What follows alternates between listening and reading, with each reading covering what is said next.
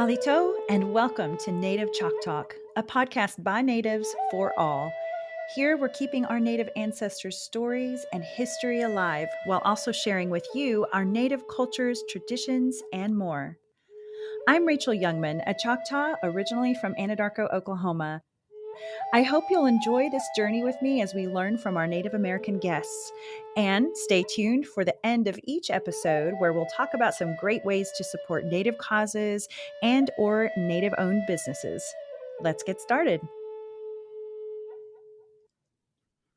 But first, a word from our sponsor. Potential is everywhere in the Choctaw people. It's in our schools and students. It's in our small businesses and entrepreneurs. Potential is in our lifestyle and health. It's in our culture and heritage. Passion and commitment is in our blood. Ingenuity and economy are a tradition. And the Choctaw Foundation was founded for this potential. To cultivate minds and hearts, to stimulate ideas and passions, to extend lives and improve health through education, and to preserve and promote the power of our past. The Choctaw Foundation, meeting the potential of the Choctaw people. Y'all, the topic for this episode today has been a long time coming. I've been following this Choctaw author for quite a while, watching her success and loving the way she makes Native, ancestral, and historical stories come to life. Please welcome my guest, Sarah Elisabeth Sawyer. I'm thrilled that she has come to be on this show with me. And as a huge bonus today, we also later get to meet her friend, editor, and mother, Lynda K. Sawyer. Halito, Sarah Elisabeth, and Lynda K. Chimachukma.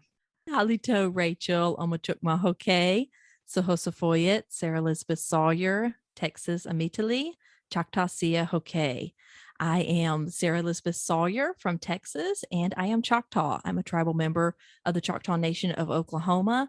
And I just want to say, Yakoki, Rachel, thank you so much for having us on your podcast. Well, Ome and Yakuki, to both of you. This is, again, super exciting today for our listeners. If it seems like I'm geeking out, it's because I definitely am.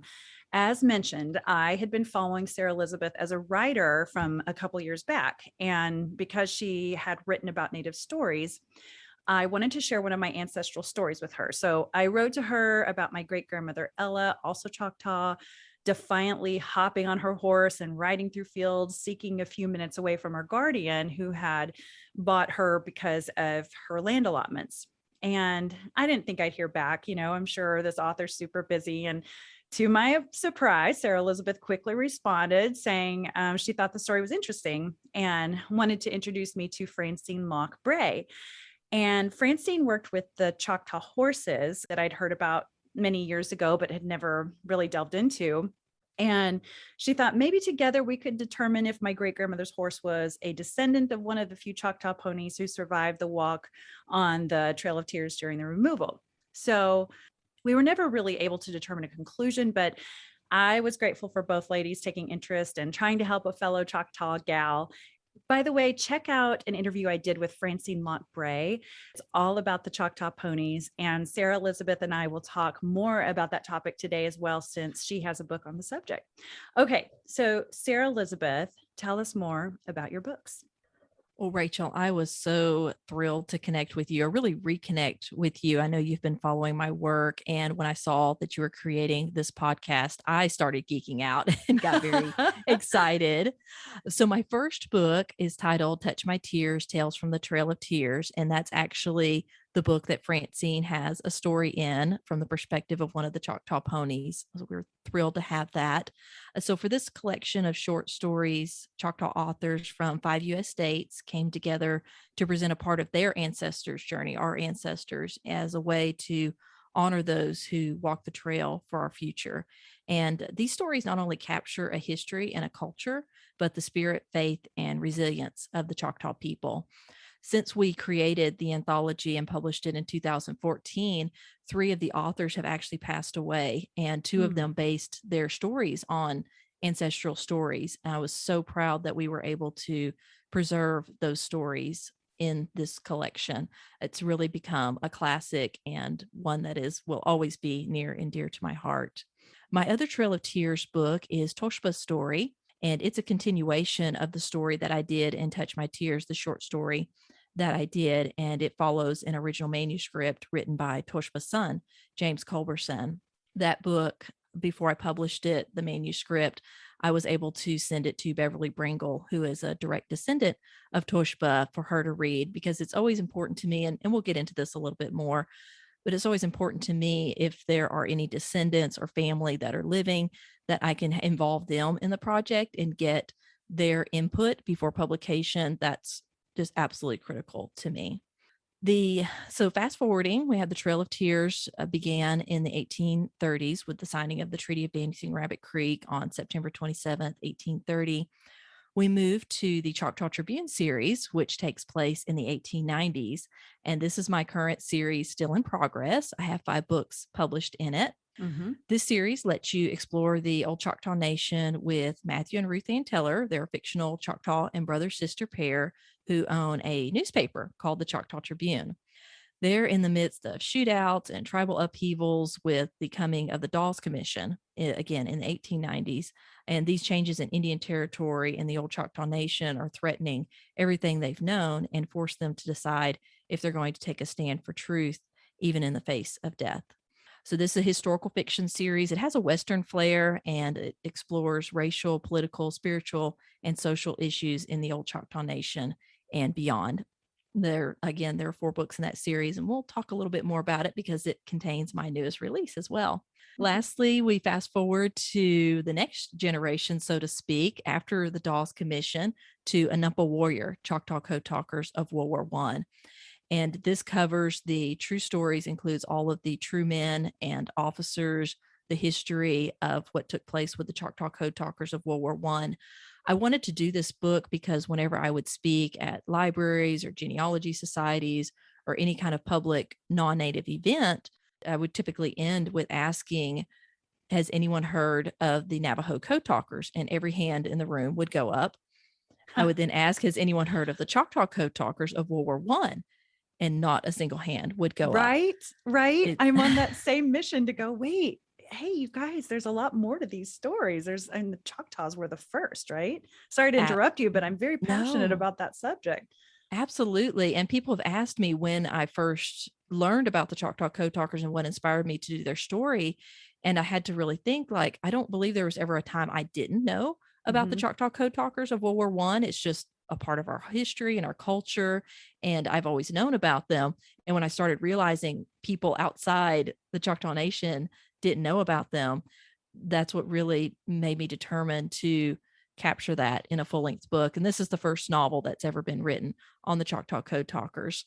Wow. And Anumpa, for people who don't know, means language or words in Choctaw. So Anumpa Warrior are these language warriors who used our language to help turn the tide of World War I. And so this really became an epic tale. I was able to travel to France to do research. Wow. And it was my first international trip. I was super thrilled and honored to do it. And talking about, again, descendants, I was in contact with just dozens of descendants of these 19 men who were credited as Choctaw Code Talkers. And it was just such an honor to have them read the manuscript and give their endorsement and their feedback on it before it went to publication. And then the ones that I connected with after publication was just truly an honor to do. Absolutely. That was a great rundown. So folks can understand when they're looking at your website and see the Choctaw Tribune and that there's different books in that series and so on. And, you know, what I loved about your concept here and you and your mom working together on the research and putting out these great books is that when I've been doing research over the years, I'm just having to use my imagination. I'm having to think, okay, what was going on at that time, both politically and with the natives and with their own little communities and amongst tribes. It's really hard to try to put something together that not only have there not been books written that kind of take this historical stuff and turn it into historical fiction, but it's kind of real and not real all at the same time. Mm-hmm. The premises are real, and much less there's not even good movies out there that really, well, there's more now than ever, but even then I can probably count on one hand the really historically accurate movies that are out there that kind of help paint that picture for you. So with these books, our listeners can pick up a book and really feel like you're transported back then and not have to try to imagine it. You can read these books and really feel like, okay, someone's helping me guide through this, what that world must have looked like back then. So we'll certainly delve deeper into their messages within those books. And of course, later we're going to hear from your mother, the lovely Lynda Kay. And in the meantime, what is your mama's role in supporting you on this crucial path that you're on to keep these Native stories alive? My Choctaw ancestry comes through my mother, Lynda K. Sawyer, and she is the one who has really guided and inspired me with her many years, decades of commitment to researching our family stories and to accuracy. That's Right. something that I latched onto very early on, which is why it took 2 years to do A Number Warrior. And really, any of my books take so much time because we have to go to primary sources.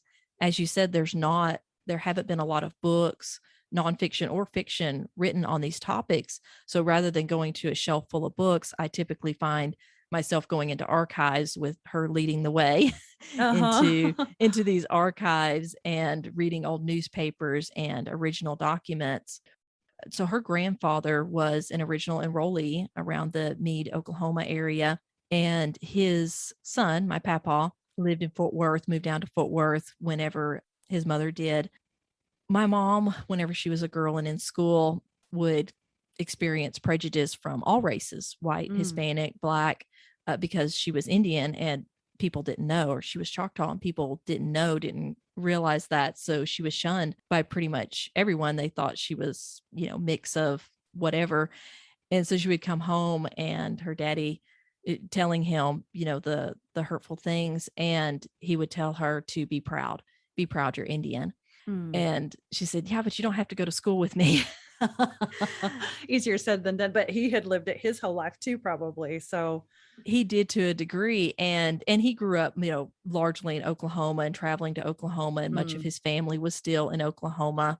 So he passed that heritage down to her and she passed it down to me. And whenever I get chin deep in the writing process and developing the heart and the emotion of the stories, I wouldn't say I get off the path, but sometimes I slip a little bit in my focus and my core. And she always brings me back to that in my stories and making sure that I stay centered on, what it means to keep these stories alive, to preserve them accurately, and influence people through what we believe is one of the most powerful means of influence, and that's entertainment. And that's what these books do. I tell people they're heavy on the fiction and heavy on the history equally. So they're yeah. entertaining, but you're Okay. getting the accurate history. I love this mother-daughter partnership that allows you time to spend collaborating together to produce these amazing stories for readers who are interested in Native history.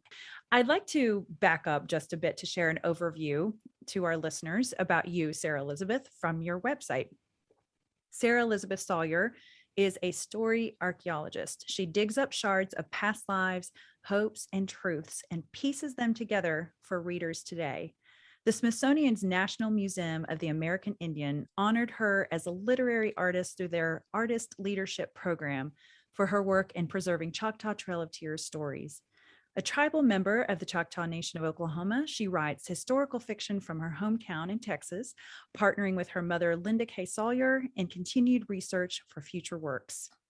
So, how did you get started writing and what made you interested in doing this work?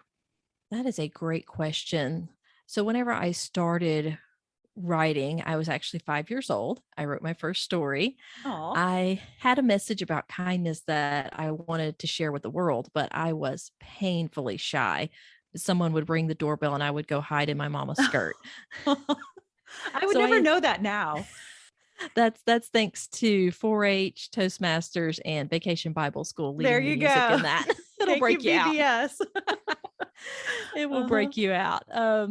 So yes, that was very painfully shy. So I wrote it as a story. My mom gave me a stack of sticky notes, and I believe it was 5 sticky notes. She actually talked about preservation. She preserved that story. We wrote it in a little book form. My brother, who was 2 years older than me, illustrated it at 7 years old, and she still has that stored in our Oh, files.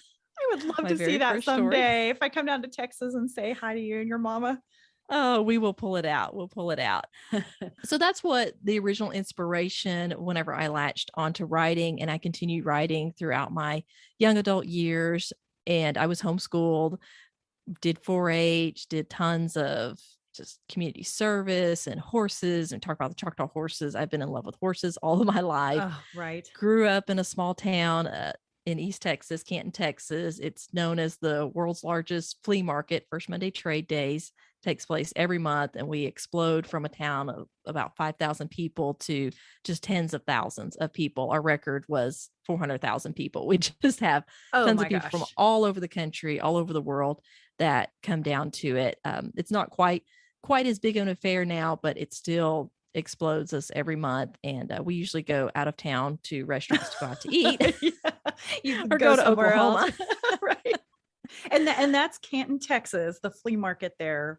And yes. What time of year is that usually? It takes place every single month. It's the weekend before it's the weekend before the first Monday of the month. So you just put your finger on the calendar on the first Monday of the month, and it's the weekend immediately prior to that. Of course, I probably shouldn't be helping to advertise that, because that means you guys have to go flee no pun intended, but flee somewhere else to go get your food during the flea market. We do. Sometimes we made the mistake of driving through town and we're like, oh no, it's first Monday. We do travel often to Oklahoma. Did that all throughout my childhood. Would go to the Choctaw Labor Day Festival every single year. I don't know that we ever missed it. Did the annual Choctaw Trail of Tears walk as a child. The first time as an adult was incredibly impactful and really inspired me to do the Trail of Tears stories, Touch My Tears and Tushpa story. That's actually when I wrote my first Choctaw story, was shortly after doing a Trail of Tears walk as an adult. Like I said, it's something that I've always known about, my Choctaw heritage and history, and always been involved with traveling to Oklahoma. And that's always been a special part of my life with my mother and my papa. So when I began writing, it was just a natural continuation into that. And what really launched me into doing or realizing the importance of preserving family stories was at the 5 Tribe Story Conference in Muskogee, Oklahoma, that we did for several years. And realizing as I sat there and listened to elders share their stories, who's writing these down, what's going to happen to them when these elders pass on. These stories are going to be lost forever, this piece of our history and our culture. And that was really the inspiration then to get started into writing the preservation stories. As far as writing as a full-time career and journey, in 2009, I had a bit of a breakdown and it felt like everything in my life was just strewn on this blackboard. Everything that I was doing, that I thought I was supposed to be doing, that I thought others expected me to do, was just all over this. And I began taking an eraser and just wiping it off one by one. And when I got to writing, I just stopped, because I thought, what if God doesn't give this back? Because I was committed to anything he didn't put back on the board that I was going to leave behind. And I took a deep breath and wiped writing off the board and handed the chalk over to God. Nothing happened for about 7 months, except that I experienced the most peace of any time in my life. And after about 7 months, he brought writing back into my life in a way that I knew this was what I was supposed to do, and began pursuing it full-fledged. And then the native stories, my Choctaw heritage, began coming, and I knew I wanted to preserve these stories. What a beautiful metaphor. I mean, just thinking about, wiping everything away, trusting God. And I'm sure that 7 months was like, oh my gosh, hello, where's my answer? It's been 7 months. But I mean, I want to take that personally to myself too, even, and hopefully our listeners will too, to go, sometimes you just have to wipe the slate clean and be open to what's next and what's new. And so it sounds like God has been a driving force in your life, and I'm sure the Lord was a big help to you in what was to come next. So you then had a tremendous loss in your life in 2012. Tell us about that. In August of 2012, my daddy passed. We were very close. He had many health issues leading up to that point. So my mom and I were his caregivers throughout that. And one of the things that he always told me, he was a huge encourager in inspiring my life and encouraging me to go after my dreams, to not settle for a 9-to-5 job that I hated, that was not my passion, that was not what God had called me to do, but make the sacrifices and put in the hard work to really live that dream. And I'm so grateful today that I am living that dream, and it is a lot of hard work. But I look back to his example and his encouragement, and even his vision of sitting in a cabin on a lake somewhere fishing while I was in the cabin writing. That was one of his dreams. And he was a singer, songwriter, storyteller. He could tell the stories, and in any conversation he was in, my dad, era, Crawford Sawyer, he would tell people about Jesus. Every conversation he was in started and ended there. There was no question about where he stood with his faith. He was always sharing his testimony and writing that and sharing it through songs. He sounds like such a good man. And, hopefully we're honoring his memory today by talking about him and keeping his memories alive. So Yes, thank you for, sharing about your daddy. He must've meant so much to you. And I know you're especially honoring him though, by writing these books. He would be so proud of you. And I'm proud of you too, as a fellow Choctaw. So I'll be sure to share more about Sarah Elisabeth's journey by posting photos of her dad and what her world looks like, and sharing her website, of course, and more information on my Native Choctaw Facebook page. So please like and follow us there. Please check out Sarah Elisabeth's books. You're going to love them. So you're going to hear me say that a few times throughout, and I mean it. Please go check them out. I have to admit, I feel like I've known you for a while because of following your writing career, but also because we're both Choctaw gals. We both homeschooled.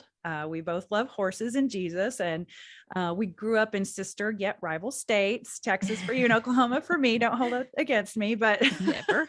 sounds like you partially lived there too. So Absolutely. Second home. But mostly you and I, we both have this unending drive to preserve Native stories. And for years, before I started this podcast, I literally used to lie awake at night worrying that so much oral history was just going to die away with the years, kind of like when you said you were listening to the elders. And here you are providing a solution to that gap. So cheers to us, Chata Ahoyo, our Choctaw women out there keeping these stories alive.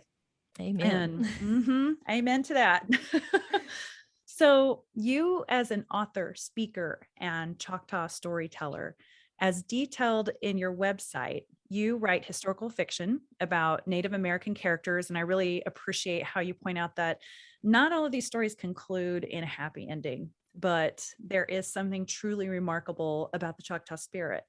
I recently released an episode with the chief of the Choctaw Nation, Gary Batten, where he talked about this very thing. The Choctaws, just like a lot of other tribes out there, recognize these heartbreaking stories, but we also believe in growing from and finding strength in them too. So like you mentioned in your website, enduring hope and incredible beauty rises from the ashes.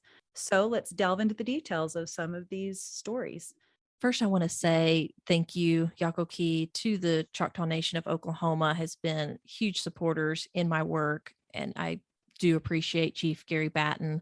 He actually wrote my endorsement letter for whenever I was applying to the National Museum of the American Indian Artist Leadership Program. Wow. I just greatly appreciate how much the tribe and the different departments have supported this work. With the opening of the new cultural center in Durant, which if you listeners have not been there, I highly and strongly encourage you to visit the new cultural center. It is absolutely beautiful. we were amazed, my mom and I, whenever we went through. We still have not got to go through every display. There's just so much to see. We were amazed, though, when we went through the first time to see how much of our work was actually in the Culture Center. Not saying that it's in every display or anything like that, but especially in the Trail of Tears section, there's a set of videos, and my mother was interviewed for that portion, and she shares some of the background of our family story and the Trail of Tears in general. It's featured on the videos. Right across from that display is a panel section with featuring Toshpa's story, not directly from my book, but from James Culberson's manuscript, Rising Fawn and the Fire Mystery, which includes pieces of that story, and from Beverly Bringle herself, who is a direct descendant of Tushpa. Her artwork was featured in that section. And that just brought me to tears to see that they had included this real life Trail of Tears story there. The manuscript itself that was written by James Culberson, in talking about my mother's influence on my writing, she's the one who actually discovered that in the Sequoia Research Center and their online archives several years ago, very early on in our journey. And she told me, we have to write this story. We have to write this story. And I finally wrote a portion of it for Touch My Tears. And then I knew the entire thing needed to be told, which is why I wrote the novella Toshpa's Story, which is a short novel detailing his journey across the Trail of Tears as a young boy. It was so grateful to see that included in the Cultural Center. Awesome. I have an excerpt here if you'd like me to share a bit of that. Yes, please do. The setup for this is it's a band of about 100 Choctaws. They've gotten the word about removal. Many of the Choctaws have actually already removed. Takes place in 1834. They were still back and forth on whether or not they wanted to remove. Most of them did pack up and move to short ways away to the Mississippi River at Friars Point, but they were still hesitant. They were still debating, do we leave, do we not leave? And so that's where this picks up. And the majority of what we call Conchi's Cry in here, his speech that he gives to them, which is Tushpa's father, comes from the actual manuscript that James Culberson wrote. James Culberson, if I didn't mention it, was Toshpa's son. So this would have been Conchi's grandson who wrote the story around the turn of the century, 1900. More of the group straggled in throughout the day. They bemoaned their losses as evening fell. Whispers of returning to our homes were circulating when a runner stumbled into the light of the cooking fires. The young man bent over double in front of Chief Baja, gasping for breath. Fires, fires, they are burning our homes. Families escape. He coughed. Not all. A wail sounded and a warrior stomped his foot. Vengeance. He drew his hunting knife and cut the air. Others joined him, the roars escalating through the camp. Vengeance, vengeance, vengeance. Chief's shoulders slumped. Toshpa removed his coonskin cap and lowered his head, as if helpless to comfort someone mourning the passing of a life. Halby, the second chief, raised his knife with the others. Ishtaya stepped next to me. Chalita stood on my other side. We were all afraid. Chalita stared at her father, then gripped my arm, her fear adding to mine. She whispered to us, "They will be killed. Someone must do something." Someone did. Someone stepped into the light of the cooking fires, commanding attention. He raised his arms, and suddenly I remembered a time last harvest. It was after my father had gone to a meeting, a missionary meeting, but he never spoke of it, just raised his arms as though imitating someone. Now he spoke. All listened. My kin and blood brothers, I know how you feel about what has happened to you, to us as a people. I too have felt the same and looked for comfort from this wretchedness into which we have been brought. My father's voice boomed. The Great Spirit gave us a good land, and it pleased our fathers to live in it for many years in peace. They loved their homes, and so did we, their children. We lived strictly according to the customs and traditions of our ancestors. They prospered, and we thought to have enjoyed the same happy lives. But no, there has come a change, and we are in much distress. I stared as my father dropped his arms, but kept the strength in his words, shoulders straight, head high. Why are we surrounded by foes and cast out of our homes? I have thought much about it, and I can see only one thing wrong. We must not have pleased the Great Spirit, and if we did not, in what way did we not please him? It must be in only one way, and in a way that is new to us. Some time back, beyond our old homes, I heard a man preach from a book he called Holiso Holitopa, a Bible. Pausing, my father opened the pouch that hung around his neck and drew out a small book. He swept it upward, slicing the air. Although this book was read by a white man, I believe there is something better in it than the way the white man acts. Some murmured in agreement, and others grumbled in discontent, but the group of 100 Choctaws continued listening. My father was a man who commanded respect, but I had never heard him speak on such matters in front of all of our people. He continued, "This book sets the heart right. I know. It makes a new man, if he be red, white, or black. Let us all take this word and change our hearts so that we forget this great wrong that has been done to us and be better men so that we do not want to kill somebody, but want to help them, and we may be better men than we have in this country. Maybe we need to do a good to somebody in that new country, and we cannot do this if we go with a butcher knife in one hand and a musket in the other hand like we used to do. We must change our way and live for love of somebody from our hearts." Lifting his hands again, as if the missionary, my father clutched the book and called out, "Those who want to change, to do better, lift your hands without weapons. Stand, stand now." My father spoke with such power as if he shared a great revelation. Others sensed this too. Knives slid back into their pouches. Almost the entire assembly stood with raised hands. My father shouted to the darkened sky, "The great spirit of our forefathers, who we know is Jehovah, look down in pity on us today. We have been a hard, cruel, revengeful race of men. We thought this was right. But today, we want to do different. Help us to forget these hard ways and live better lives. We are in much trouble now, but we don't want to kill or destroy. So give us hearts that we hear about in this book, and let us be good. And if we live to see this new country to which we travel, help some of us to do good to those we meet. Perhaps we will not bring shame upon the land." My father dropped his arms and closed his eyes, as if his words, this speech, had taken a toll. Many in the crowd began to talk quietly, but they left him alone out of respect. I looked up to meet his eyes as my father approached. He offered the book and the leather pouch to me. "Protect it as you do our seed corn. We must have both to survive." And that's from the first chapter of Tushpa's story. Wow. I want more. Keep reading. What happens How long are we doing the next? podcast? I know, right? And the Thank hard you. part is we do know what happens next, Mhm. and when you were reading that, I was closing my eyes, just really trying to feel like I was there. And that's exactly what I'm talking about. This brings it all to life. But also, I was thinking about how you and I know the Choctaw people pretty well. And I can see that actually being words that would have been spoken. They're a good people. I mean, even today, our tribal motto is faith, family, culture, and Mhm. about trying to do the right thing. And that was really beautifully done. Thank you so much for sharing that, Sarah.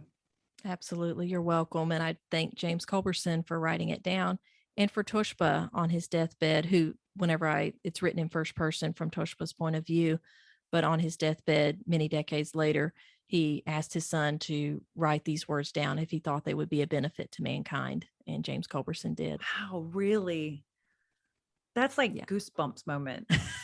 I love that's one of it's when you get to the end of the manuscript, that's what's there. And again, that's the manuscript that my mother had discovered in the Sequoia Research Center. So we're grateful to them for preserving it as well. And then we wanted to bring it out of the archives so that the general public could learn from this history. Beautiful. Wow.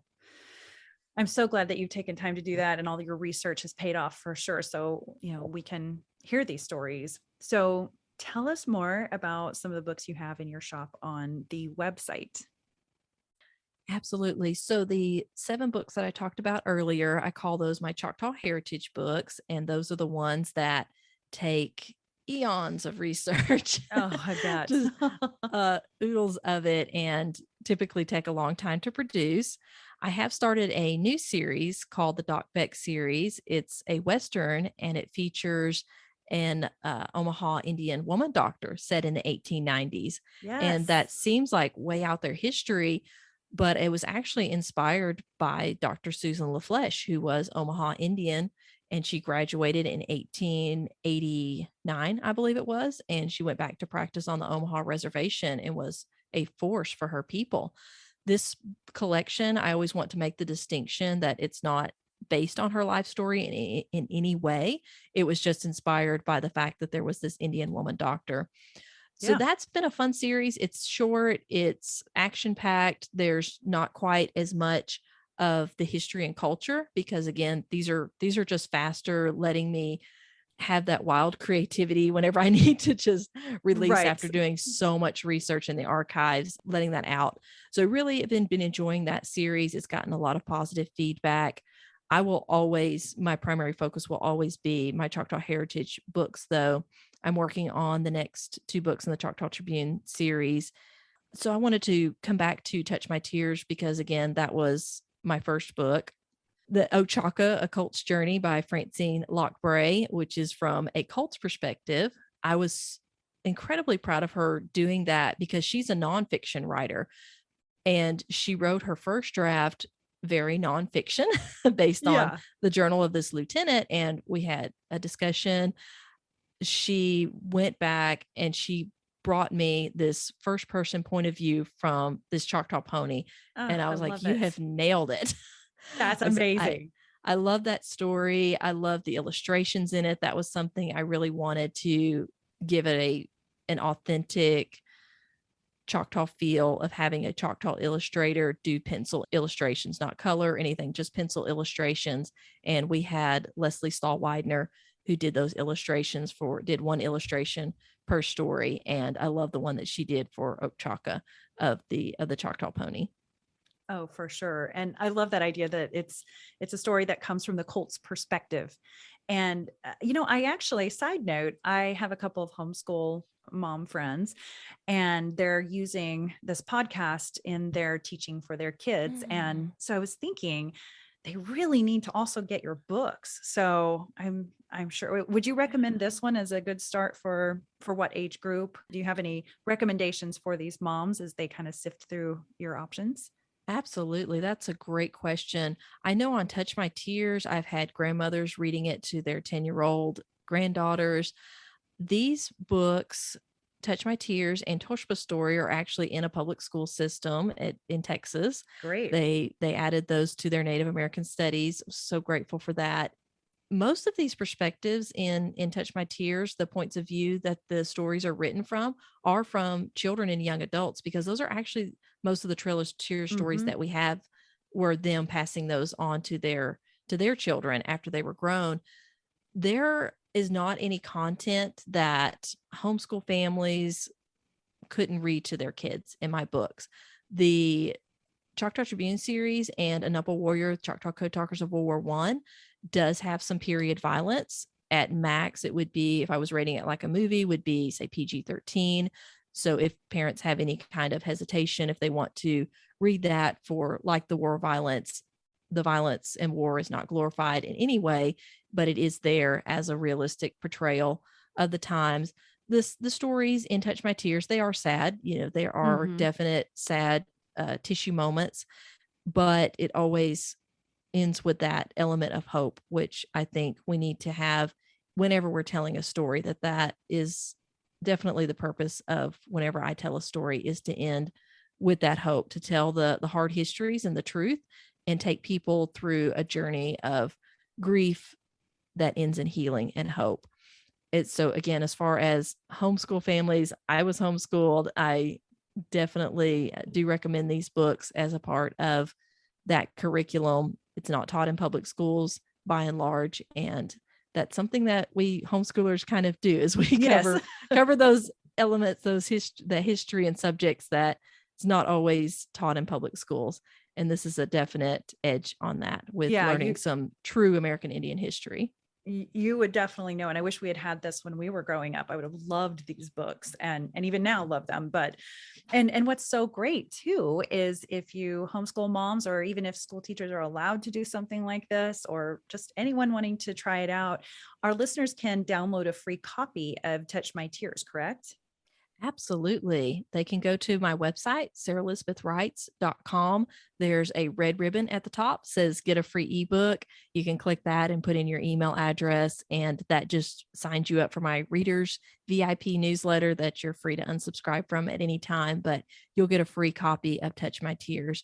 Again, that website is sarahlisabethwrites.com, and that's Sarah with an H, Elizabeth with an S, not a Z. Mm-hmm. Writes, WRITES.com. Perfect. That's great. And I do love your newsletter as well. It's not every single day. It's the perfect amount of time spread out between them. And then I noticed you had a birthday the other day. So happy birthday. Thank you. Saw It was that on your fabulous. newsletter. Good. I hope you celebrated. Or what'd you do for your birthday? We celebrated all weekend, had a birthday weekend. I started off Yes. with a massage. A Ooh. very good friend of mine did my massage, and we had dinner with friends and family. And then the next time we just had a Giggle Girl movie night with way too many desserts and Pride and Prejudice, and just laughed the evening away. Could that be more perfect? Like every girl's dream. Just leave me alone to give me a massage. Let me watch my shows. That sounds perfect. I'm glad you had a great day. You deserve it. You work hard and you're giving back by doing the things that you're doing. I truly believe that. I definitely wanted to read an excerpt from Touch My Tears, which is again, a collection of stories from the Trail of Tears. As most know, natives were removed from their homes in what was called the removal, and were forced to make a new home in Indian Territory, now Oklahoma. And that this particular story from the book is Rising Fawn and the Fire Mystery. At this point, the family's at home, anxiously anticipating the arrival of their father, who has joined the tribal meeting to find out whether their community would be removed to Indian Territory. I mean, even when I just think about that subject, it's like, wow, just think about that. They had heard that this might happen, and then they had to wait to find out if it really was going to. So he comes home to say the following. Chief Baja says our band will number almost 100. We will wait until the river goes down before we leave. Below Friar's Point, where Mulberry Island breaks the stream, the current is less swift. He has crossed safely there many times. The government will not keep its promise to send boats and wagons, so we will have to build rafts and canoes. During the moon of wind, we will cross. After that, we will walk. How long is the journey? 400 miles. Silence again. No one looked at grandmother. Such a distance was beyond her strength. She would surely die along the trail. So the family then filters through multiple emotions: fear, worry, angry, and skipping ahead a bit, we hear from the grandmother. In a voice like bare branches rubbing in the wind, the grandmother spoke. When white people first came to our country, we were many and they were few. They needed us. Now we are few and they are many. They want our land. If we fight, there will be death on both sides, and in the end, we will still have to go. I can't even imagine being responsible for trying to transport the elderly and the young, the very young and the sick, like 400 miles into the complete unknown. And of course, they did all this in winter because they had gotten delayed. And so, listeners, seriously, this stuff is at times heavy, at times joyful. Just go check out these books and encourage your children to as well. Rachel, thank you for reading that. I love how you portrayed that scene. That was actually written by Mary Lou Awiakta in Memphis, Tennessee. She is a Cherokee elder. I connected with her whenever I was researching Tushpa's story and found she had done a children's book called Rising Fawn and the Fire Mystery, which she actually didn't like it being categorized as a children's book. And this is where, coming back to about children reading the book or not, her philosophy was that Native stories should be told the same way to 8-year-olds to 80-year-olds. Like, she felt it was a continuation, that there shouldn't be divided up into age categories. She was and has been a dear friend and just a treasure in my heart to be in communication with her. When we were doing Touch My Tears, she loved that her story starts the book and my story ends it. So it bookends it around this history with Tushpa. And whenever I was doing the collection, she gave me the Cherokee saying of that I walked in my soul whenever I did it. And so she has been a treasure, and I wanted to acknowledge her as the author of that excerpt. I just so honored to have her in the collection. Oh, yeah. Thank you for doing that. And all right. Well, now I would love for the listeners to hear a little bit more about your newest book. My newest book is Sovereign Justice, Choctaw Tribune Series, Book 4. It was about 4 years in the making. I ran into actually plot difficulties, not so much the history and culture on this. There's a bit of romance, there's lots of action and adventure. Most of the Choctaw Tribune series takes place in Indian Territory around the Hugo, Durant, Tushpa, McAllister, all of those places that we know in Choctaw Nation, the old Choctaw Nation. Book 4 primarily takes place in Washington, D.C.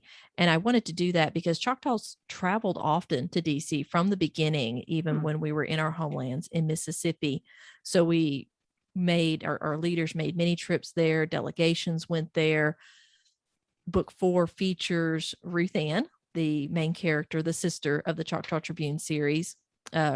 She helps her brother publish the newspaper. She goes there as a reporter, but she's also on a personal mission to help put her family back together from a revelation that's happened in book 3. She's on a journey of healing and forgiveness and has all of these things continue to be thrown at her, not the least of which is her heritage and what sovereignty for her people means in the face of the coming Dawes Commission. And she's even faced with a decision of possibly compromising that national sovereignty for her personal issue that she's dealing with. So it really explores some of those aspects of it and continues developing the characters, which the characters have become very beloved in this 4-book series. They are fictional, but they're based on the actual people of the times and the things that were going on. There were Indian newspapers during those days. So it released on August 24th, 2021. Finally got it out. We were so grateful for the title. I had a different working title for it. And this one, I really feel God gave me this title for this time of sovereign justice. I'm very grateful. People can find it on any online retail outlets, or they can order a signed paperback copy of any of my books on my website, SarahElisabethWrites.com, or our newest website, which features all of our art, ChoctawSpirit.com.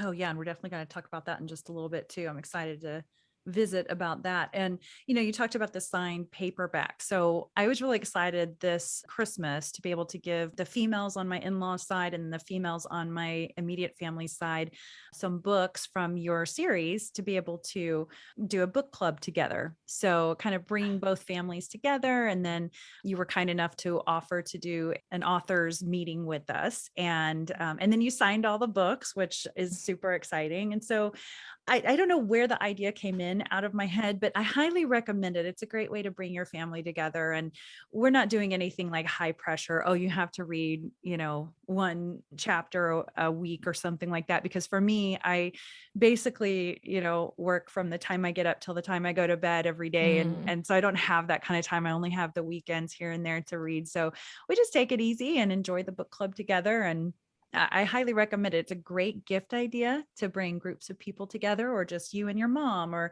you and your dad, whoever it is. So I'm definitely looking forward to reading the new book. But I'd like to get back to your own story. We talked earlier about how your father had passed in 2012. And so sorry to hear about that. But something interesting happened after that, right?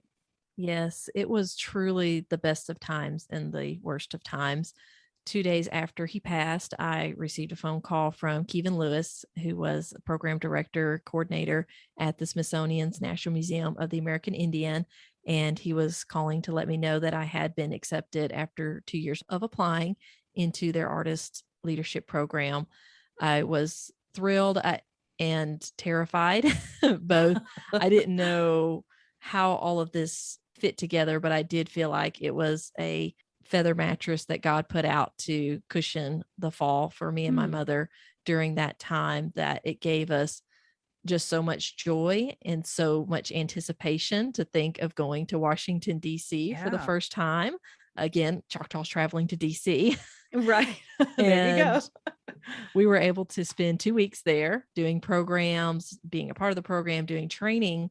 Our main thing, though, that we scheduled, and we spent months putting this together, all the time that we had putting this together before the trip, to visit as many archives and museums and historical records that we could. One of the highlights was going to the National Archives and seeing the original treaties, which I'm going to let my mom share more about that experience and what she was able to do there. We were, we went to the Library of Congress. I yelled in the Library of Congress. There's a blog post about that on my website. Oh, really? I'm so curious. we just had a great time. Well, just don't leave your library card in your coat whenever you check it at the coat station. And then your mother takes the claim check and goes ahead and goes into the library, and the librarian won't let you in, or rather the security guard won't let you in. Oh. So I saw her going toward the main rotunda, and I was like, Mama. And it probably echoed. Oh, yes, in the very quiet Library of Congress. Hey, you know how to make a mark, Choctaw from Texas. That's what we were doing. One of our guides, we had guides that took us around everywhere. Chris, he took us jaywalking across Independence Avenue, and we did ice skating. It was just a lot of fun, very heavy on the research. I did multiple presentations as well as a part of the program. After all of that, I was able to bring that research home from the NMAI program to my Choctaw community and do a writing workshop. And that's what became Touch My Tears. Most of the writers who were in Touch My Tears gathered at that workshop, and we went through a lot of research and family stories. And I was blown away by the stories that they contributed for the collection. And it just kept growing and growing into what it is today that I'm so grateful for. Wow, you must have just been salivating. It's like, here you have all these amazing stories from these storytellers of different age groups. And wow, I would have just been in awe. Oh, we were. We were, absolutely were. That's really exciting, though, about the whole going to DC, and that was such an honor. I remember going to the National Archives many years ago when I was still trying to figure out what research meant for what I was trying to do. And it was like, where do I start? Where do I go? I went to the Fort Worth Archives. I went to DC, and one of the only cool thing I got out of the DC archives was I asked for a book on basically the names of the people who were on the Trail of Tears, which were mostly Native American names. They hadn't transcribed them yet or given them the English names yet. And so I was looking through there going, I don't know what I'm looking at, but this is really interesting. And so I took nothing away from my family, but I did take away just how I was touching the same exact book that they had written on. And they didn't make us wear gloves either, which I also thought was interesting. 'Cause now you just have bare hands. I got a paper cut from an 1802 document. You I was, did? Oh my put gosh. a Band-Aid That's around it. And I was so like, I'm not going to wash it. Never wash that finger ever again.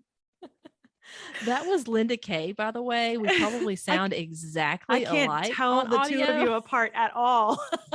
We will try to help introduce ourselves as we're switching back and forth now in the interview. This is Sarah. I'm Lynda being K got the tricked. paper cut. I did not have the privilege of getting a paper cut on my finger. That was all her. Lynda K, I totally know what you're talking about, though. If I had gotten a paper cut, I would have been in awe too. And so then let's see, you and I talked at one point about you published Third Side of the Coin. What is that one? Yes, that is a collection of about 40 short stories or flash fiction stories under 1,000 words. So very short stories. Those really shaped me as a writer in a lot of the themes that I explore now of human nature and healing and forgiveness. All of those things went into those stories. There were several Native stories in there as well. There's even a story of what I shared a little bit about my mother earlier about being proud that she was Indian. That's in there. I changed some names and the circumstances, but that was inspired by her journey. Those were, I had entered faithwriters.com challenge for 16 months straight every week. That was my challenge to myself as whenever I was doing my early development as a writer. And I had so many wonderful mentors on there who helped guide me in the writing process. And so whenever I went back through and edited those, I put them together in that collection as my earliest works. Very nice. Love that. In 2015, I was selected for First Peoples Fund Artist and Business Leadership Fellow and became a part of that family. FPF continued to support my work for several years, and I'm very grateful for programs like that support Native artists, literary artists, visual artists, and all. So greatly appreciate all the support I've gotten. For sure. We were talking about DC earlier. I actually just visited the Smithsonian National Museum of the American Indian, DC, a couple of weekends ago. And I thought it was really interesting. I'll also post photos of that experience on my Native Choctaw Facebook page. And most of the time we say Native American and American Indian, but I'd like to talk about the very controversial term Indian for a moment, if I may. I grew up in Anadarko, Oklahoma, and even for those natives in my hometown that I visit often, they're still saying Indian or Indian, which is NDN.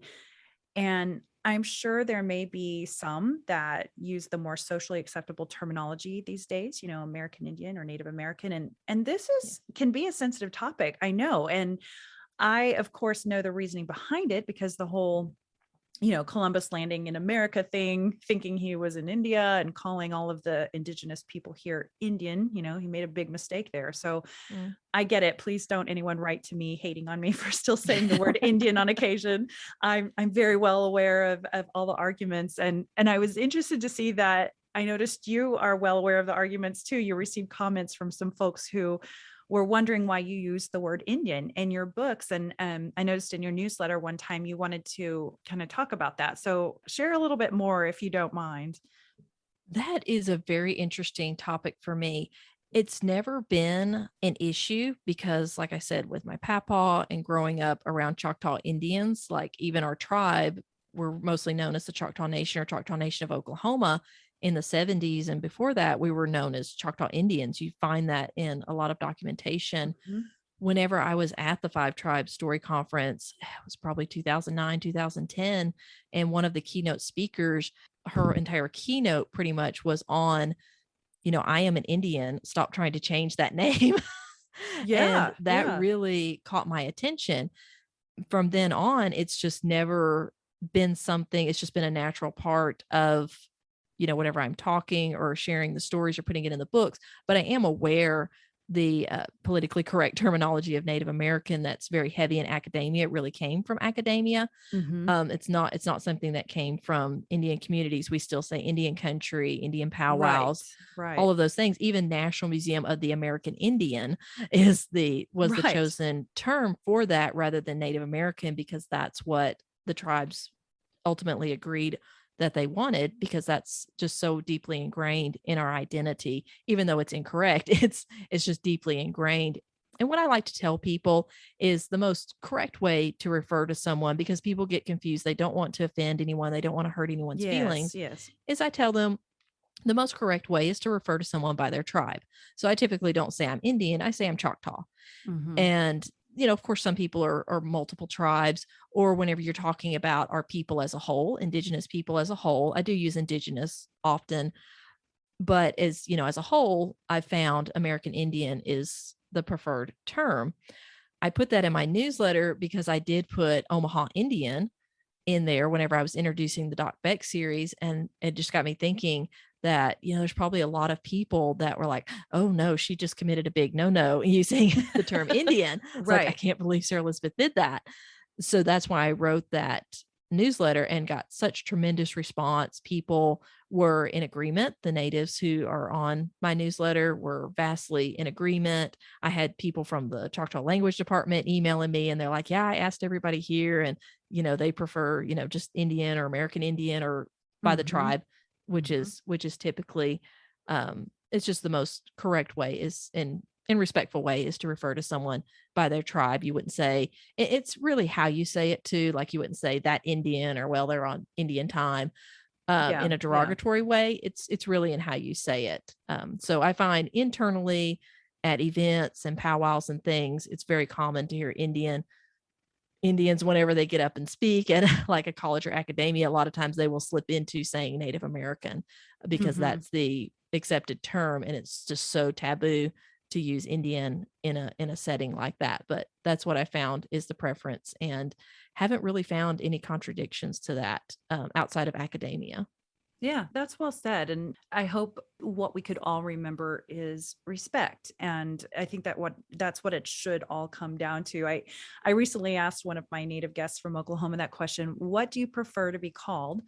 And he's actually a professor, a Native American professor over Native studies. And he said, although he feels like Indian was an incorrect name given to the people of this land, nevertheless, like you said, it stuck. And a lot of Natives don't care for it to be changed. And they feel that white people came along forcing the whole Native American term onto them to be more politically correct, and that it was just one more thing the white people were pushing on them. Those were his words. And so, and of course, everybody's different.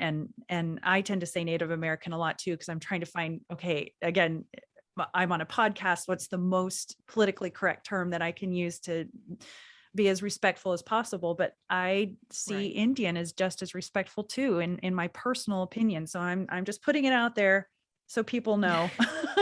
I'm laying myself wide open here. Another story was I posted one time on making Indian fry bread on my Facebook page, and a white person told me it was inappropriate for me to call it Indian fry bread. So he was telling me to stop calling it that. And, we've been making Indian fry bread and calling it such in my family for so many years. And so did all the natives I grew up around, and they still call it that. So, I mean, sometimes they just call it fry bread, as you know, or don't they call it Navajo fry bread or something too? Probably originated there, but times are changing, and some say Native Americans, some say Indians. And I think, again, we should just respect their decisions. If I could, I would always say Indian. That's my preference. But and don't forget Indian tacos. Indian tacos. That's right. Yes. Oh, I'm going to actually talk about my in-laws. One time we made them some Indian fried bread. It was their first time to make it, and they folded it up like a taco and ate it. And I was like, oh, I never thought about doing that. And they were like, well, you said it's a taco, right? And I'm like, yeah, I guess so. I was like blown away. I'd never thought about folding it. I've not seen it folded. That would be a challenge for the fry bread I get, or the Indian tacos I get. With all the toppings, it's just falling off everywhere. Just mind-blowing ways to do Indian tacos. But anyway, so we're going to switch gears a bit. So you said about your mother, Lynda K, that quote, she has walked beside me every step of the way on this journey. My bestest friend, mentor, editor, and the one who lifts me off the floor when I can't bear to think of the black hole of research I've fallen into with historical fiction. She's my first reader and hammers character issues, cultural points, and realistic portrayals while keeping me encouraged through the hard editing process. My books would not be what they are, or even be in your hands, without her. So Miss Lynda K, you are the epitome of the supportive mother.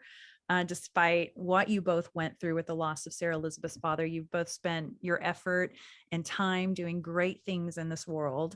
And as you both look to preserve historical Native American stories for present and future generations, I hear you and your family have some fascinating ancestral stories of your own too. We'd love to hear more about that. Well, Rachel, thank you for your kind words. I am so very proud of Sarah and the work that she's done. For years, I have done this research for over 30 years. Wow. And I always wondered, God, what am I going to do with all this stuff? Right. And, why do you keep having me look at all this stuff and dig and dig? And of course, then we saw the fruit of it as she grew older and began to take these stories and research and form them into the books they are today. So I'm very proud of her on that. Absolutely. And it really is brilliant. I mean, the fact that you spent all those years researching, are there notebooks? Have you saved it online somewhere? Where are you storing all this information? Oh my goodness. I just picture boxes all over your house. Well, there are file cabinets. I have about 5 file cabinets, and I have lots of references online, links saved, and some have gone off and and are no more. But I've tried to do more hard copies now rather than save links. But a lot of it has been through archival studies as well. We've traveled many places to archives and done a lot of research of actual documents. Because I found through my research, there was a lot of misinformation out there, and a lot of it on the internet. So I began to search out the actual documents and piece the real stories together. So that's been my journey in this, is trying to seek out the actual facts. That really is an interesting concept, because before I started doing a lot of my own research starting 12 years ago, I've thought about before how the people have come before me who went to, say, Ireland and went to a church and looked up their information, paper archives or whatever there, and then brought it back. And then once ancestry.com became available, they scanned it in there, and it's like, wow, those people actually are the guerrilla warfare type people that really did digging.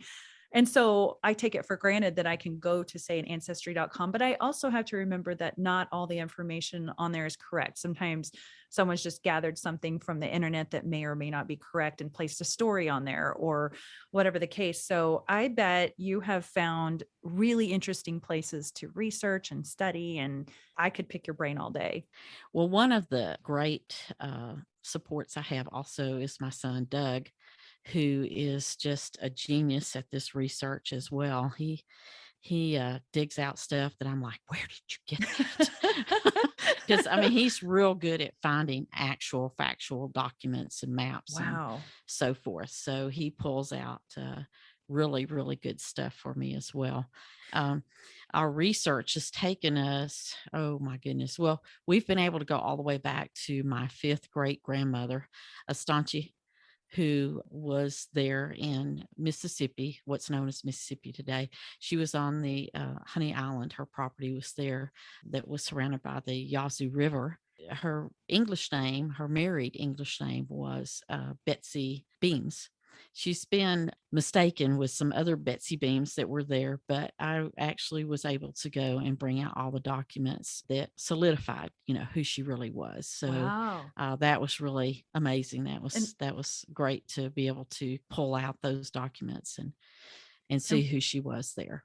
What part of Mississippi did she come from? They were in the Oclafalea, the LaFleur district. That was the southwestern area of the Choctaw Nation there. Mine were in the southeast of Mississippi. Right. So I guess my ancestors and yours probably weren't friends. They just probably never ran into each other. So. Well, you're amazed as you research this, the actual connection that different people had, I would be like, wow, how did they travel so far and keep connected the way they did? But they did. Wow. And so what was her Indian name again? Estanchi. Estanchi. Do you know what that means by any chance? I do not. I have someone at the language department working on it for me. Okay. So to see what that would be translated into. But I was really, that just really excited me to actually find out because I knew she was a Beams, and then Betsy Beams, widow Beams. And then when I actually found out what in a court document, what her Choctaw name was, that was totally really amazing. Most people never figure that out. A lot of people can't even, I've got a huge gap that goes from, I know my relatives came from Mississippi. I think I know of 3 of them, but I can't figure out what their native names were, and I can't figure out when they came over. And so there's this gap that I have that drives me nuts. I'm just so blessed with the documentation of our family.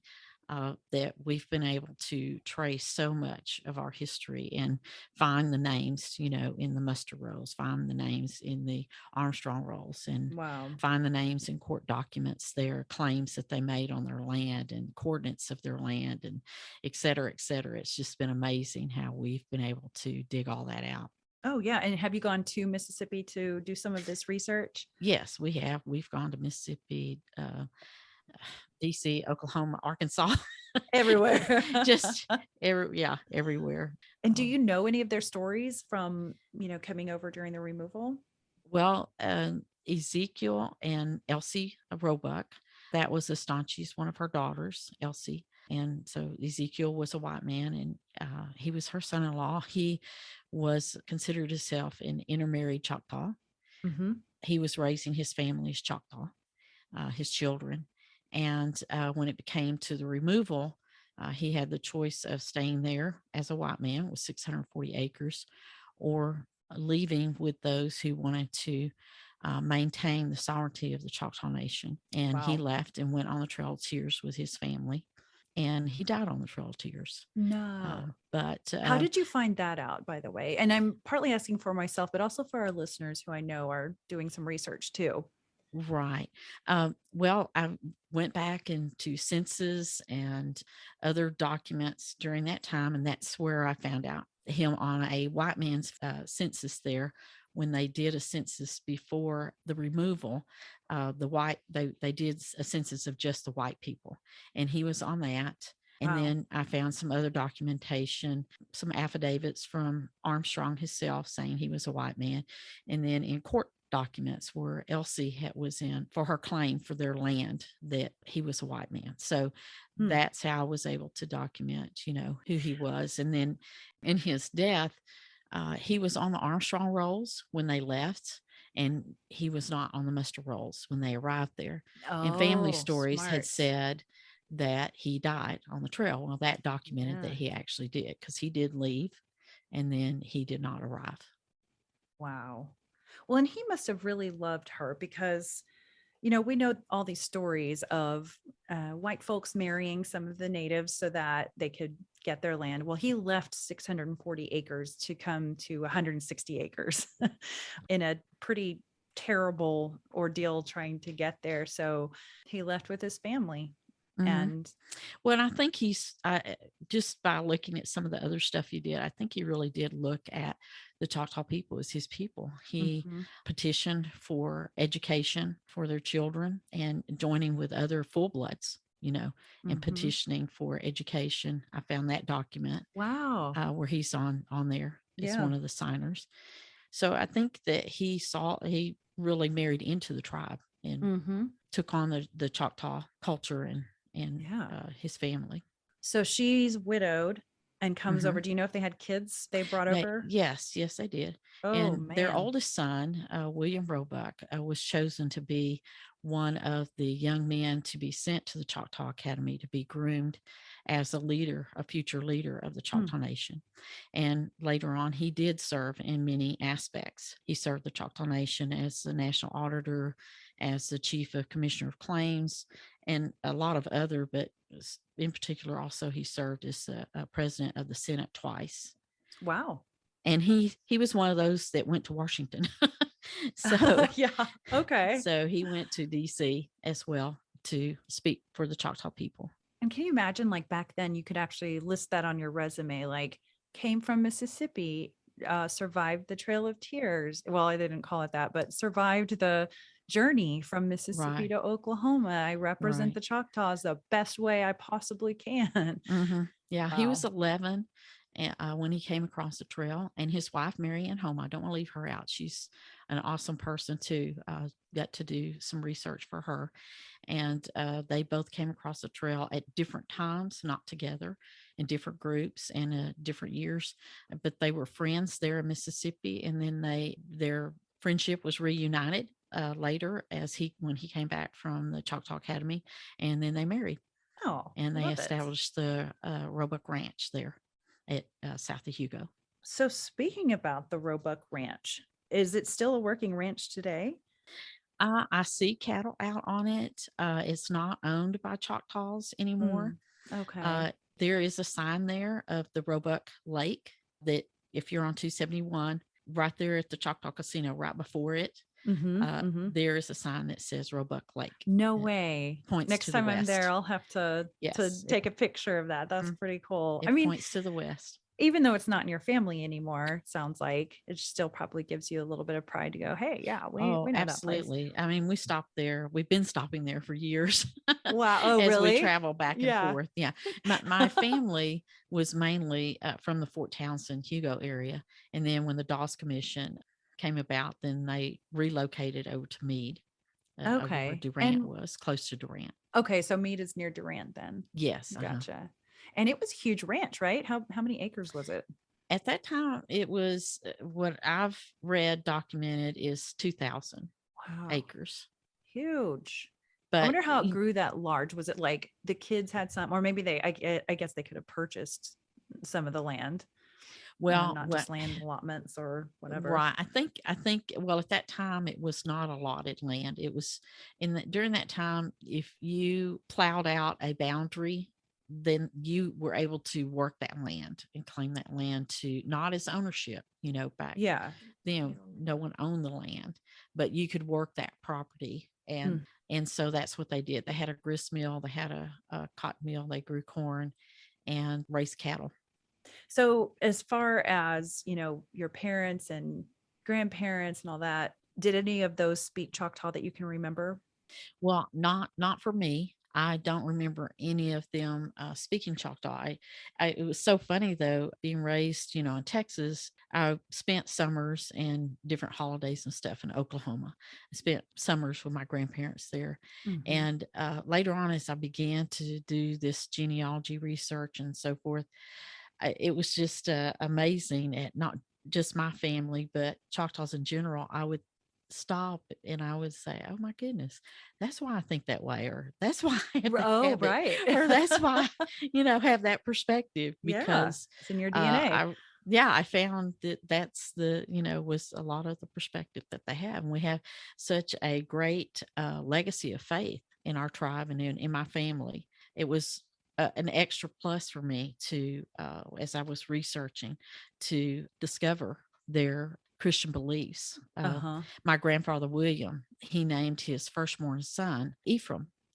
And there's no one I have found so far in our family, many named after uncles and grandfathers and stuff. He was named after his grandfather, but there was no Ephraims in our family. So I was like, well, that's curious, that he would name his firstborn that.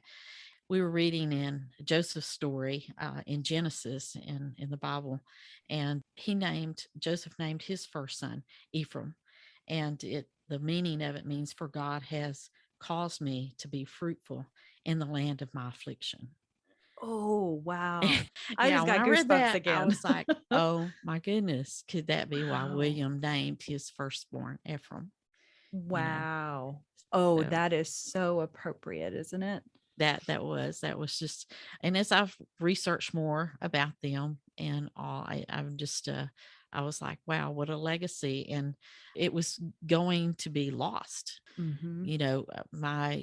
because of the generation after the Dawes. You don't tell people you're Indian, even during the Right. Dawes. My mother is also Choctaw, but her family did not sign up on the Dawes because they didn't trust the government. So Oh, wow. Isn't that funny? It's yeah. like my great grandmother, dark skin, dark eyes, clearly Native American, but she'd wear the white gloves and try to cover as much as she could. It's Right, so yeah. sad, but you're also like, Right. you definitely Well, are Native. it was a very dangerous time to be Indian. So many did deny, that they were. So during that time, I think my family then went through that and lost a lot of the history. It wasn't passed down to them.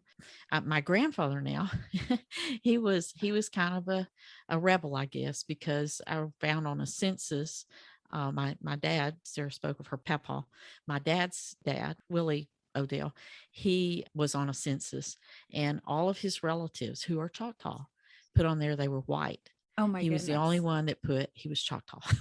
Oh, wow. So And he was kind of the rebel.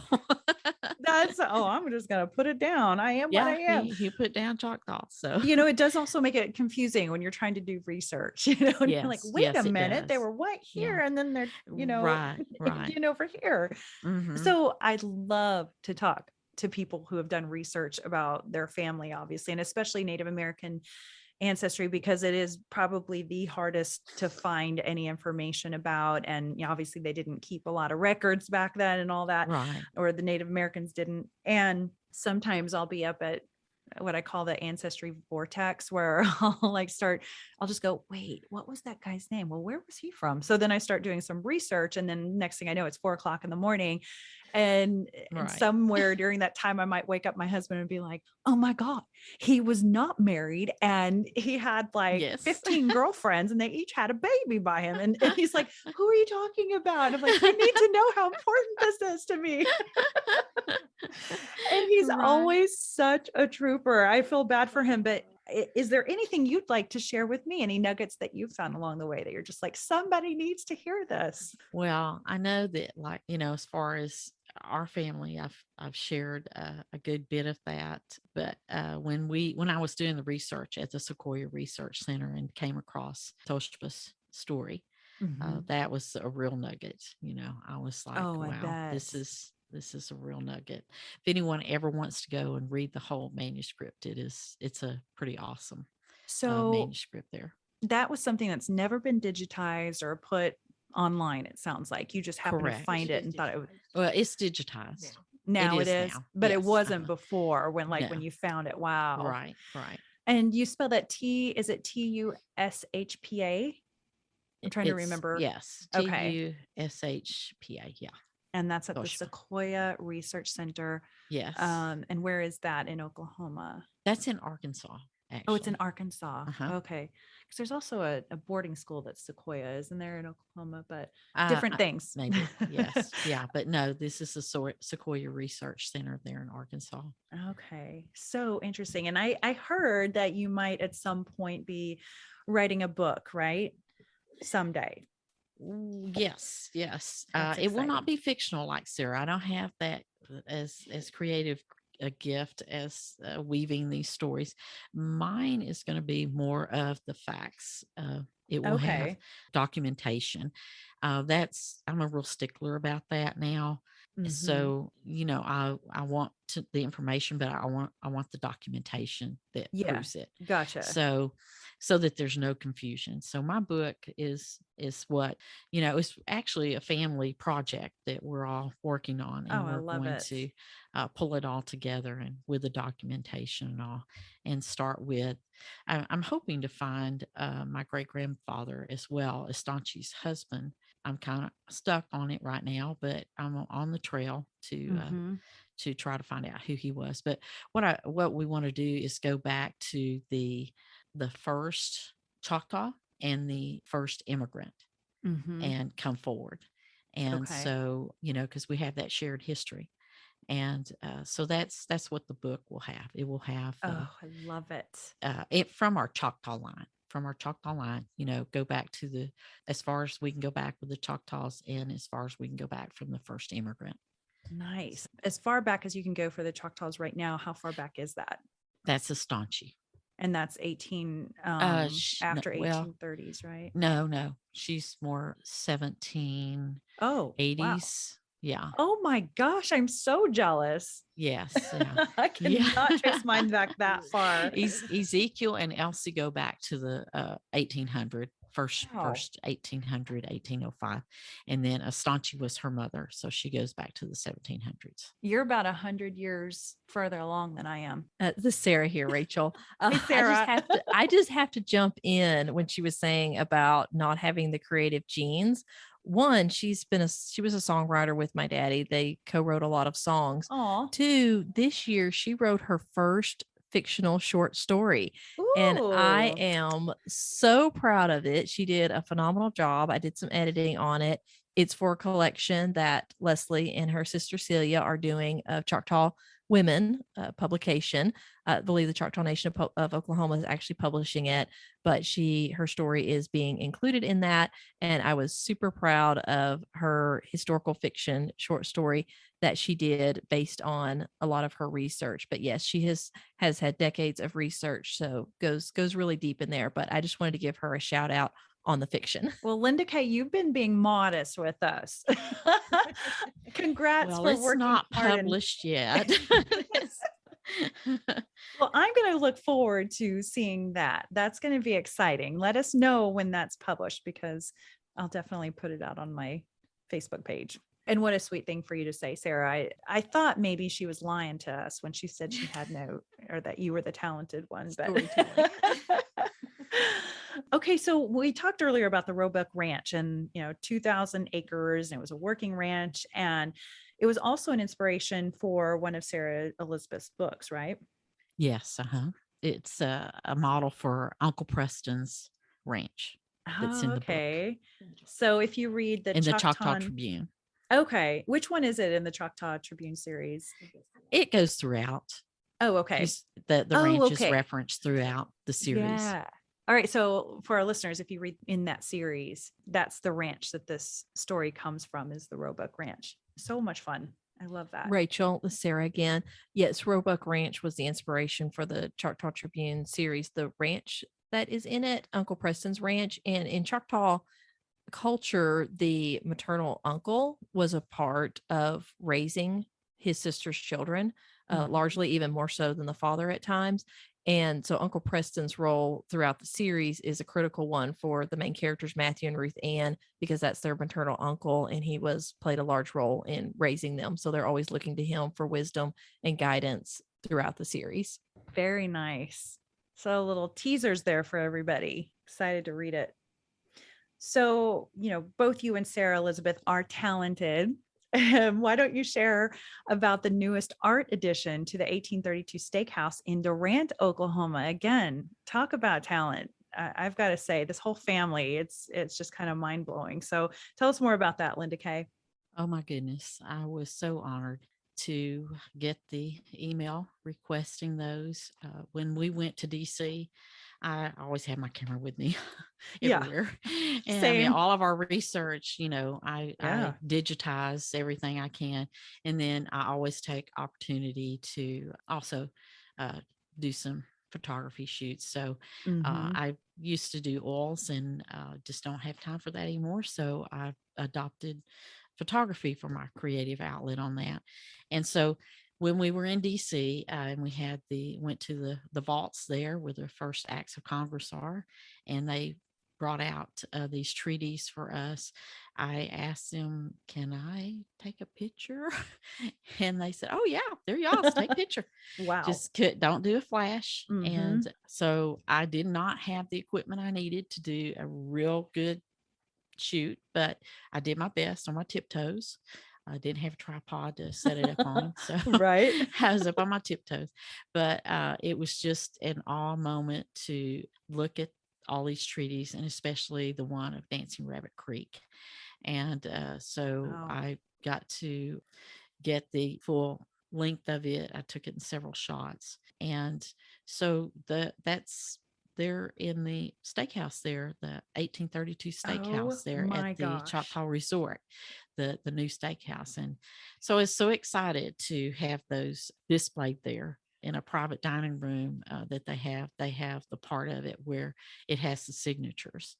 And it's just I don't know, to look at all that. I've had all these photos. When we went, I did over 4,000. I had over 5,000 images. And is that all? When we came back, and I've just always enjoyed them, looking through them and stuff. And one day, sitting on the couch, my son Doug, who helps me do a lot of research as well, he was sitting there and he was doing some stuff on his computer, and I was on mine, and I was going through these photographs, and I had one with Pushpa, one of our more known chiefs, his signature. And I had that on, it was the Treaty of 1820, I believe, Mount Dexter Treaty. And he kind of glanced over and saw that. He said, Mama, you need to share that as a print. You need to share that with other people. And I was like, yeah, I guess I am hoarding all this stuff for myself. And I just really never thought of that. And so he was like, you really need to share that with other people. They would enjoy that so much. So that's where the prints started coming in from the photo shoots I've done. We've been up on Blackjack Mountain when the Choctaw horses were still running wild up there. They're not there anymore, but since before then, I was able to get them in the wild, and it was amazing. The photo shoot that I got to do there. And so I've shared those prints as well, and other what I consider sacred or are historically prevalent, Mhm. spots that we've taken pictures at that I know there's a lot of history there. You just stand just looking at it, you can just kind Mhm. of imagine the history going on. So I share those. We found a monument that had been placed by a historian on the Mountain Fork River. We were kayaking it one year, and we pulled off to dump our yaks and take a break, and we looked over and there's this monument. We're like, what's that? And we walked over and it says Choctaw Trail of Tears Crossing. And Oh. so we got with the historian and got the story about it. And that actually would have been where my family would have crossed Oh my into gosh. Indian territory from the Wow. trail. And so that was really a tingling moment to get that shot. So he actually, I took a picture with my phone when we were on the river, but he actually took us back down in his 4-wheel drive to allow me to do a photo shoot of it. So I got to do a photo shoot of it and What a share that moment. with people as well. That's great. I So the love that. prints, that's where that came from, was just starting to share all the moments that have inspired us. And the jewelry, I do jewelry design. I have always wanted to create jewelry for Sarah and I that to honor our ancestors and that would represent their stories. And so I started designing different patterns and stuff to create us necklaces, and then cousins and different ones. I want one. Mhm. So I took and did little excerpts of stories on a card. So each of my necklaces have the story that have a little excerpt of the story that goes with that necklace that, Oh, you know, that's so neat. So describe one of those necklaces. Give us uh, a picture they're of what that looks like. okay. Well, I do chokers, and they will have the bead pattern on it and the colors that I chose for that particular story. And then I finish them with turtle tip beads, and then I use a magnetic clasp on them. Mhm. And then on the beads, I do rope necklaces too. And I use the glass beads on those, and I use that pattern on that. And then I have a little logo bead that the Choctaw Spirit, we've used that for years. We started a blog back in 2009, and it was called Choctaw Spirit. So we've used that term for many, many years. So I also made a logo bead that has a CS on it for Choctaw Spirit, and that's on the rope beaded necklaces. And now you're starting to sell these, right? So there was so much demand that you're like, Yes. fine, I've got to start selling them Yeah. though, because I'm spending so Well, much like I time on said, them. my cousins and whatnot were wanting them and different ones. So Yeah. friends and so forth would see them and they'd, oh, I want one of those. So Sarah was wanting me to share what's on one of the story cards. One of them is the Paisley Shaw. It's called the Paisley Shaw.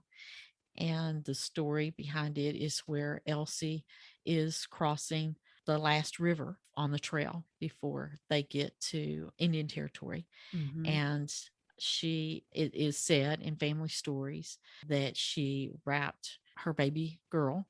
She had her 2 sons and her baby girl. And I understand in my documentation there was a 4th child, but I've not been able to identify them. But Mm. in the family story, she has both her sons, William and Benjamin, and then her baby girl, Anna. And she ties Anna to her back with a paisley shawl that she brought with her. Oh, And wow. so the necklace is called the Paisley Shawl, and it has a little excerpt about them crossing the river. Oh my gosh, I love that. God, you guys, man, so many goosebump moments today. That's a great idea. I love that. And so, where can we find these treasures? Well, we are developing a new website, and it should be out pretty soon, and it's choctawspirit.com. We've always used that to identify our work that we do, and it really encompasses what our work is. So we Oh. have always used that. So we went ahead and decided to use that for our website as well.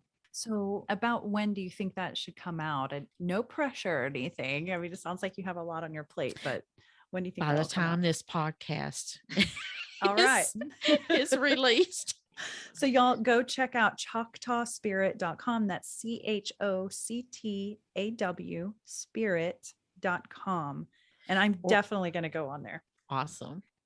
So thank you for sharing the fascinating stories about your family. And I know our listeners will love hearing about it and checking out the jewelry and the artwork and the books. And my final question that I like to ask my guests, what words of wisdom would you like to share with the world today, Lynda Kay? I would say, with all my research that I've done and found the legacy that our ancestors left for us, is to carry on the faith that they had and carry it on into our future. That's beautiful. I think Thank that you. would really honor them. Absolutely. And it will sustain us as it has over the years. Amen. Thank you for that. And how about you, Sarah Elisabeth? You've been through some challenges in your life and you've also accomplished so much. What words of wisdom do you have for myself and our listeners? Well, thank you for that, Rachel. With my birthday just flying by me yesterday, I was contemplating the life scripture verse that my parents gave me whenever I was 16 and carved it on a pin case that I keep by my desk. And it's from Proverbs 3:3-6. Let not mercy and truth forsake you. Bind them around your neck. Write them on the tablet of your heart. And so find favor and high esteem in the sight of God and man. Trust in the Lord with all your heart and lean not on your own understanding. In all your ways acknowledge him, and he shall direct your paths. That's perfect. Great for all of us to hear. And I hope my listeners will take some comfort in that as well. Trust in the Lord with all your heart.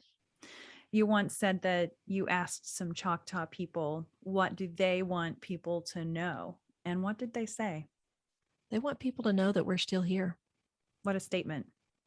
And perhaps that's our Native community's words for our listeners. We're still here. Yakoki, Lynda Kay, and Sarah Elisabeth for being here with me today and for all you do to preserve the stories of our Choctaw people, those who have come before us and those who are still here. I'll see you again soon. Chipisalachiki. Ome, thank you for having us, Rachel. Thank you. The Choctaw Nation has always provided a foundation upon which a future can be built. From our home in Southeast Oklahoma to a bingo hall that grew to be one of the largest casinos in the world. Today's summer school programs lay the groundwork for a love of learning. Small business programs support local economies. And with over 10,000 jobs created, Choctaw offers financial stability to tribal members and our neighbors. Together we build success, because together we're more. Thanks for listening to Native Chalk Talk. Be sure to join our community on Facebook, Instagram, Twitter, and LinkedIn. Simply search for Native Chalk Talk. That's Native, CHOCTALK. And check us out at nativechalktalk.com. Stay tuned for the next episode. You're going to love it. Yakoki. Thank you, my friends.